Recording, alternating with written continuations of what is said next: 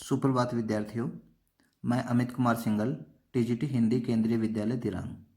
विद्यार्थियों, हम हमारी पाठ्य पुस्तक भारत की खोज डिस्कवरी ऑफ इंडिया उसका तीसरा अध्याय पढ़ रहे थे और उसमें तीसरा अध्याय का नाम है सिंधु घाटी सभ्यता, जो कि जवाहरलाल नेहरू ने लिखी है। इसमें आज हम भौतिकवाद टॉपिक से शुरू करेंगे। इससे पहले हमने इस पाठ पे एक वीडियो और पढ़ लिया है। तो भौतिकवाद में हमारी प्राचीन प्राचीन साहित्य ताड़पत्रों या भोजपत्रों पर लिखा जाता था। हमारा प्राचीन साहित्य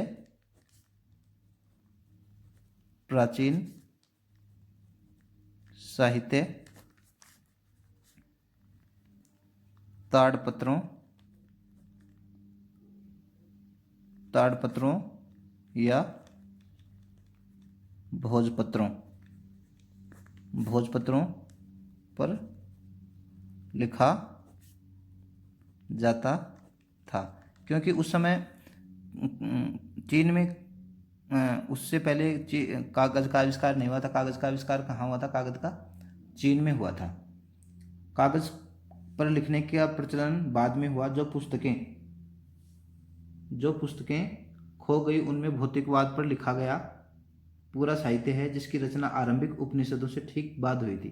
राजनीतिक और आर्थिक संगठन ईसवी पूर्व शताब्दी में रचित कौटिल्य की प्रसिद्ध रचना अर्थशास्त्र में भारत के प्रमुख दार्शनिक सिद्धांत हैं।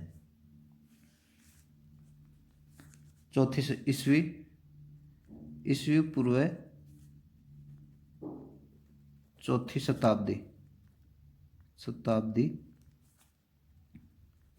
शताब्दी में कौटिल्य द्वारा रचित पुस्तक कौन सी है? अर्थशास्त्र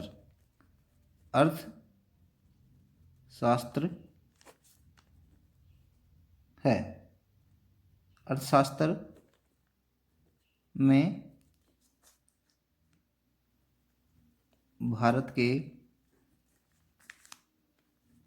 प्रमुख दार्शनिक सिद्धांत हैं। भारत में भौतिकवाद के बहुत से साहित्य को पुरोहितों और धर्म के पुरातनपंथी स्वरूप में विश्वास रखने वाले लोगों ने नष्ट कर दिया। भौतिकवादियों ने विचार, धर्म और ब्रह्म ज्ञान के अधिकारियों और स्वार्थ से प्रेरित विचारों का विरोध किया। उन्होंने हर तरह से जादू टोने और अंधविश्वास की घोर निंदा की। उनके अनुसार वास्तविक अस्तित्व केवल विभिन्न रूपों में वर्तमान पदार्थ का और इस संसार का ही माना जा सकता है। इसके अलावा न कोई संसार है, न स्वर्ग है, न नरक है, और न शरीर से अलग कोई आत्मा है। नैतिक नियम मनुष्य के द्वारा बनाई गई रूढ़ियाँ मात्र हैं। अब अगला बिंदु है हमारा महाकाव्य, इतिहास और मिथक। महाकाव्य, इतिहास और मिथक। प्राचीन भारत के दो महाकाव्य हैं, रामायण और महाभारत। कौन कौन से हैं?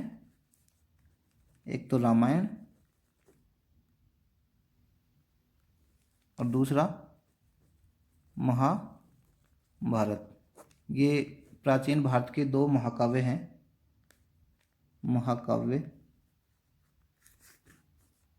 प्राचीन भारत के दो महाकाव्य हैं।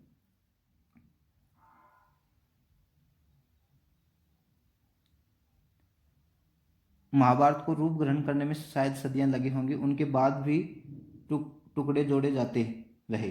इतने प्राचीन समय में रची जाने के बावजूद इनका भारतीय जीवन पर आज भी जीवंत प्रभाव पड़ता है। ये दोनों ग्रंथ भारतीय जीवन के अंग बन गए। कौन कौन से? महाभारत और रामायण भारतीय जीवन के क्या बन गए? अंग बन गए। भारतीय पुराकथाएं महाकाव्यों तक सीमित नहीं है, उनका इतिहास वैदिक काल तक जाता है। अधिकांश पुराकथाएं और प्रचलित कहानियां वीर गाथात्मक हैं। इनमें जो अधिकांश पुराकथाएं हैं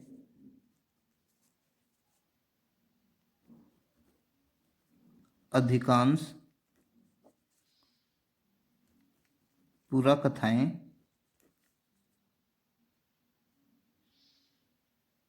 अधिकांश पुरा कथाएं हैं।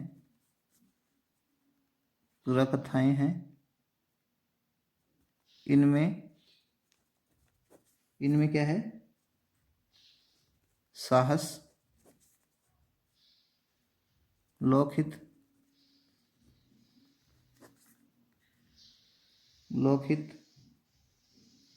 के लिए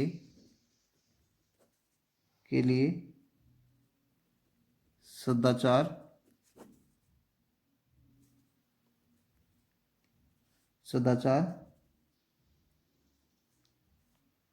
और बलिदान की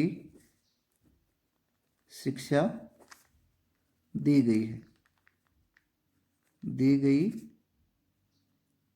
है।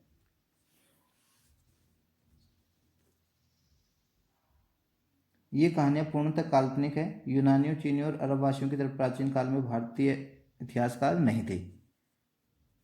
यूनानियों,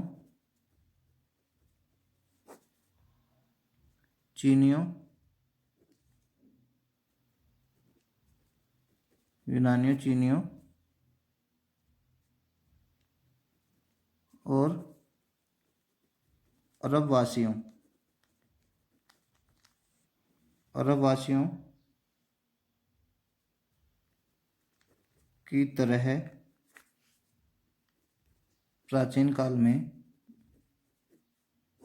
तरह प्राचीन काल में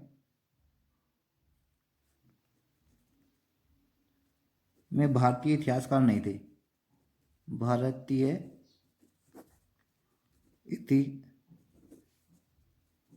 इतिहासकार नहीं थे। क्या नहीं थे? यूनानियों, चीनियों और अरबवासियों की तरह प्राचीन भारत में इतिहासकार नहीं थे। अतः कालक्रम निर्धारित करना कठिन है। कल्हण ने राजतरंगिणी लिखी थी। कल्हण की राजतरंगिणी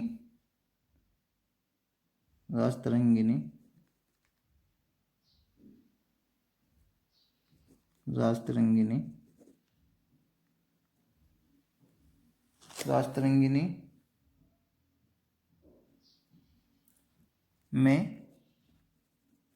कश्मीर का इतिहास है।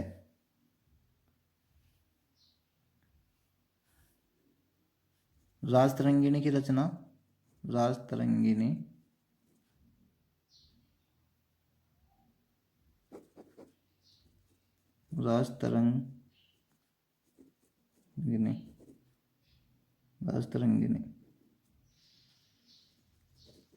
की रचना 12वीं शताब्दी 12वीं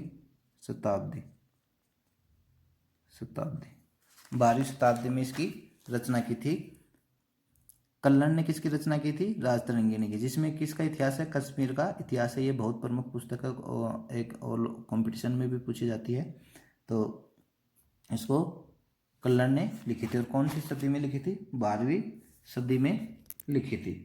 अब देखेंगे हम महाभारत।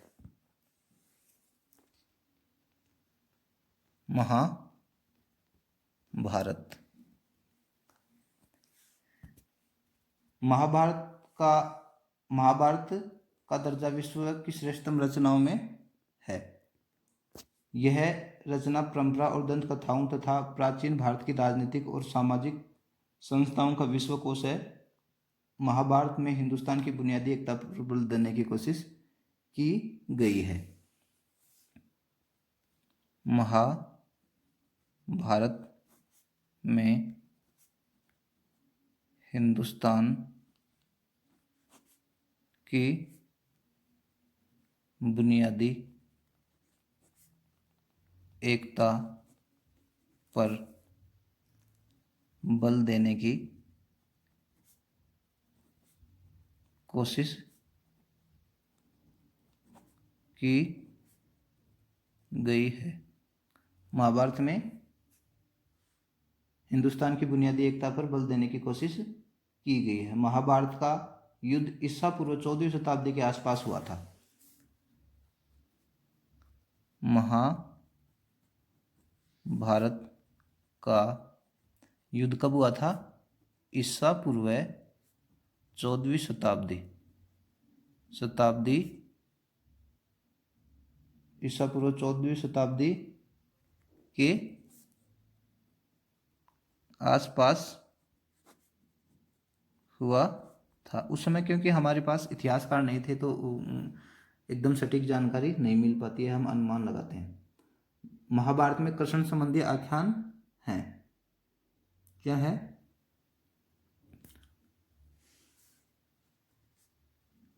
महाभारत में कृष्ण संबंधी आख्यान यानी श्री कृष्ण से संबंधित वर्णन दिया गया है कि किस तरह से उन्होंने गीता में उपदेश दिया था। और प्रसिद्ध भगवत गीता भी और प्रसिद्ध काव्य भगवत गीता भी गीता के दर्शन के अलावा इस ग्रंथ में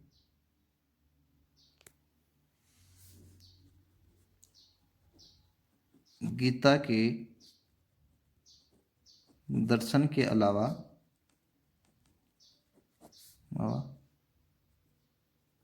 इस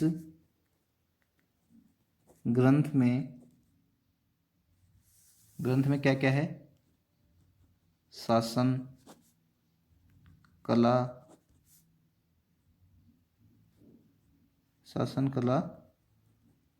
और सामान्य रूप से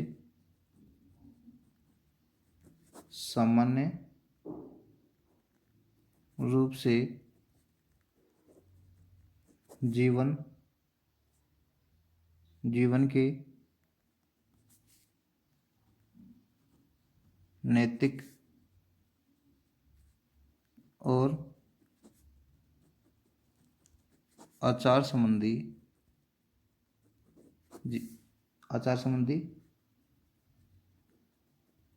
सिद्धांतों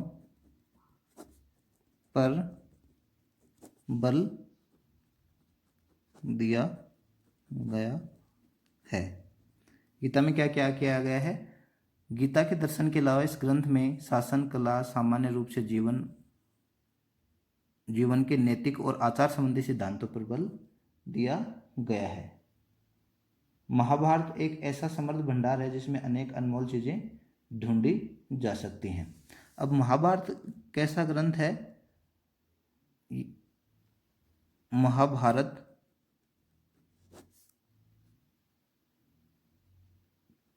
परंपरा एवं दंत कथाओं यानी लोगों में पहले से प्रचलित हैं दंत कथाओं का प्राचीन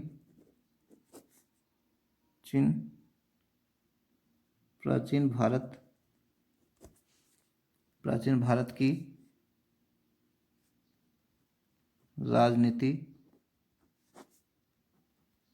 राजनीति और सामाजिक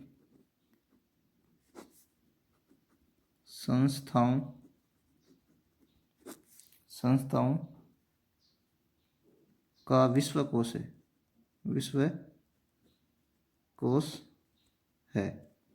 यह क्या है? प्राचीन परंपरा एवं दंत कथाओं महाभारत परंपरा एवं दंत कथाओं का प्राचीन भारत की राजनीति और सामाजिक संस्थाओं का विश्व कोश है। इसके बाद आता है भगवद गीता।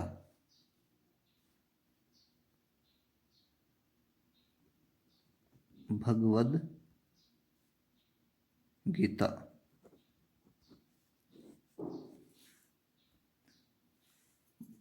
गीता महाभारत का अंश है।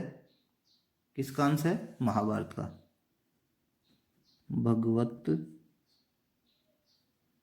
भगवद गीता महाभारत का अंश है। किसका अंश है? परंतु उसकी अपनी अपनी अलग जगह है और वह अपने आप में पूर्ण है। यह 700 श्लोकों का एक छोटा सा महाकाव्य है। कितने श्लोक हैं? भगवद गीता 700 श्लोकों का एक छोटा सा काव्य है। कितने श्लोक हैं? 700 काव्यों का एक छोटा सा काव्य है। इसकी लोकप्रियता अभी तक कम नहीं हुई। इसमें दुविधाग्रस्त व्यक्ति को मार्गदर्शन मिलता है। भगवद गीता से दुविधाग्रस्त व्यक्ति को मार्गदर्शन मिलता, क्या मिलता है? दुविधाग्रस्त व्यक्ति को मार्गदर्शन मिलता है। गीता की असंख्य व्याख्याएं की गई हैं और अभी भी लगातार की जा रही हैं। अभी भी लगातार की जा रही हैं। क्या क्या व्याख्याएं की गई हैं? एक तो किस किस ने की है? तिलक यानी बाल गंगाधर तिलक, अरविंद घोष, अरविंद घोष तथा गांधी जी, तथा गांधी जी ने इसकी अपने ढंग से व्याख्या की है। किसकी? भगवद गीता की। इस काव्य का आरंभ होने से पहले युद्ध के अर्जुन और कृष्ण के बीच संवाद होता है।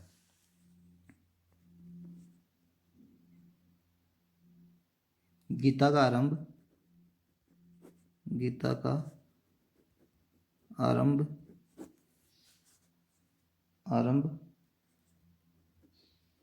युद्ध होने से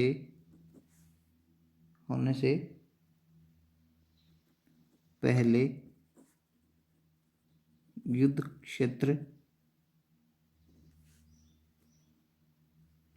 युद्ध क्षेत्र में अर्जुन और कृष्ण के बीच क्या है? संवाद है। के बीच संवाद होता है, क्योंकि जो कृष्ण जी हैं वो उसको उपदेश देते हैं। किसको? अर्जुन को। अर्जुन अपने परिवार वालों पे आक्रमण नहीं करना चाहते, उनको युद्ध में मारना नहीं चाहते, अपने परिवारजनों से युद्ध नहीं करना चाहते। तो कृष्ण जी हैं उन्हें अपने धर्म का संदेश देते हैं। तो इसमें देखिए, हमारा प्राचीन साहित्य किस पे लिखा जाता था? ताड़पत्रों पे लिखा जाता। ताड़पत्र होते हैं, किसी कोई पेड़ है उसके पत्र यानी पत्ते, और भोजपत्रों जिस पे हम भोजन करते थे, लंबे चौड़े पत्ते होते थे, उन पे हमारा इतिहास लिखा जाता था। ईसा पूर्व 4वीं शताब्दी में कौटिल्य द्वारा रचित पुस्तक अर्थशास्त्र में भारत के प्रमुख दार्शनिक सिद्धांत हैं। अर्थशास्त्र में प्रमुख दार्शनिक सिद्धांत है। तो अर्थशास्त्र की रचना किसने की? कौटिल्य ने की है। इसमें ये राजनीति का महत्वपूर्ण ग्रंथ है। इसमें कौटिल्य ने एक राजा को किस तरह से शासन करना चाहिए उसका वर्णन इस ग्रंथ में दिया गया है। रामायण और महाभारत हैं जो महाकाव्य हैं, और इसकी अधिकांश पुरा कथाएं, इनमें साहस, लोकहित के लिए सदाचार और बलिदान की शिक्षा दी गई है। यूनानियों, चीनियों और अरब वासियों की तरह प्राचीन काल में भारतीय इतिहासकार नहीं थे। इसका मतलब है कि हमारा इतिहास हमें विदेशी लोगों के द्वारा लिखा गया था। अब जो वहाँ जिन इतिहासकारों ने हमारा इतिहास लिखा वो अपने राजा के अनुसार इतिहास लिखते थे। एक महत्वपूर्ण रचना है राजतरंगिणी, जो कल्हण द्वारा रचित है और इसमें किसका इतिहास है? कश्मीर का इतिहास है। राजतरंगिणी की रचना 12वीं शताब्दी में की गई थी। उसके बाद महाभारत है। महाभारत में हिंदुस्तान की बुनियादी एकता पर बल देने की कोशिश की गई है। महाभारत का युद्ध ईसा पूर्व 14वीं शताब्दी के आसपास हुआ था। महाभारत में कृष्ण संबंधी आख्यान यानी कृष्ण ने उपदेश दिए हैं। गीता के दर्शन के अलावा इस ग्रंथ में शासन, कला और सामान्य रूप से जीवन के नैतिक और आचार संबंधी सिद्धांतों पर बल दिया गया है। महाभारत परंपरा एवं दंत कथाओं का प्राचीन भारत की राजनीति और सामाजिक संस्थाओं का विश्वकोश है। अब है भगवत गीता। भगवत गीता क्या है? महाभारत का अंश है। भगवत गीता 700 श्लोकों का एक छोटा सा काव्य है। भगवत गीता में दुविधाग्रस्त व्यक्ति को मार्गदर्शन मिलता है। तिलक और दुविधाग्रस्त यानी जो दुविधा में होता, परेशानी में होता, उसको क्या मिलता है? मार्गदर्शन मिलता है, एक दिशा मिलती है। तिलक, अरविंद घोष तथा गांधी जी ने इसकी अपने अपने ढंग से व्याख्या की है। गीता का आरंभ युद्ध होने से पहले युद्ध के क्षेत्र में अर्जुन और कृष्ण के बीच क्या है? इसमें संवाद होता है। तो प्रिय विद्यार्थियों, आप इस वीडियो को ध्यान से देखेंगे। ये सेकंड वीडियो है इस अध्याय का। तो आशा है कि आप अपने समय का सदुपयोग करें, घर में रहें और ऑनलाइन क्लासों का पूरा फ़ायदा उठाएं और जो हमारे अध्यापकगण हैं जो जैसे जैसे दिशा निर्देश देते हैं उसके अनुसार आप पढ़ते जाएं। नमस्कार।